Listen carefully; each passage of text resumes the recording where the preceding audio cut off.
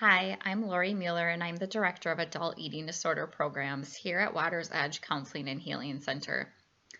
I wanted to take a couple minutes to talk with you today about maternal mental health. It is estimated that at least 20% of women will experience some form of mental illness either while they're pregnant or in that first year postpartum.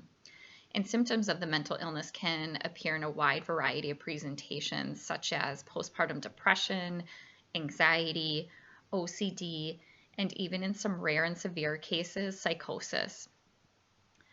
After the birth of my second child, I also struggled with postpartum anxiety. In those first 1 to 2 weeks immediately following her birth, things were going great. I had completely physically recovered. She was sleeping like a champ, which is always awesome.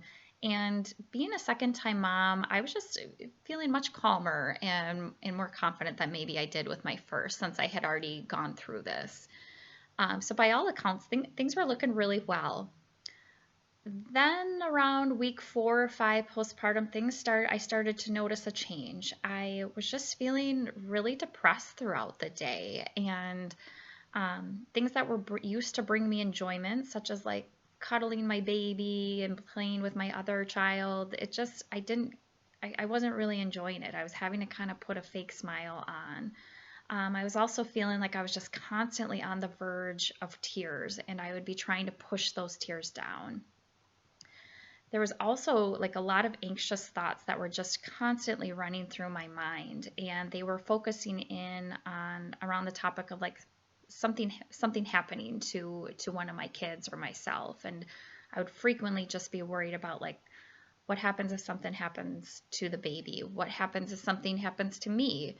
Who will take care of my kids? And it was just as if this anxious tape was playing, and I couldn't turn the tape off no matter what I tried. As those symptoms continued to go on and get worse, it seemed like my chest was just feeling so tight, and it was making it almost difficult to breathe. My stomach was hurting too, and it was hard to eat just because I wasn't feeling hungry. I was constantly feeling on edge. I couldn't sleep at night because I felt so wound up despite being exhausted. And I recall just feeling like I was constantly on the verge of a panic attack, and I ultimately did have a couple of panic attacks. Like most women, I didn't share with anyone what was going on. To everyone around me, it looked like things were okay, but I didn't share with anyone because I was embarrassed and ashamed. I had these thoughts of like, what does this say about me as a mom that I'm experiencing this? I'm supposed to be enjoying being a mom. Why am I not? This must mean I'm a bad mom if I'm not. Um, and all other sorts of lies that weren't true kept me from seeking help. And this is a really common thing because it's estimated that at least 70% of women who are struggling either minimize or hide their symptoms. Fortunately, I did end up reaching out to family members, and which then led me to have a conversation with my midwife about coming up with a treatment plan, and I was able to find some relief.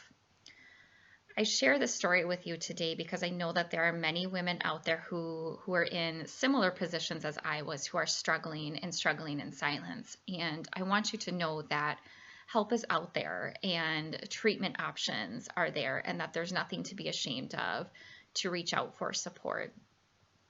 If you can relate to anything that I've shared today, or if you're having other symptoms, such as feelings of depression, loss of interest in activities, changes in sleeping or eating patterns, excessive crying, obsessive thoughts,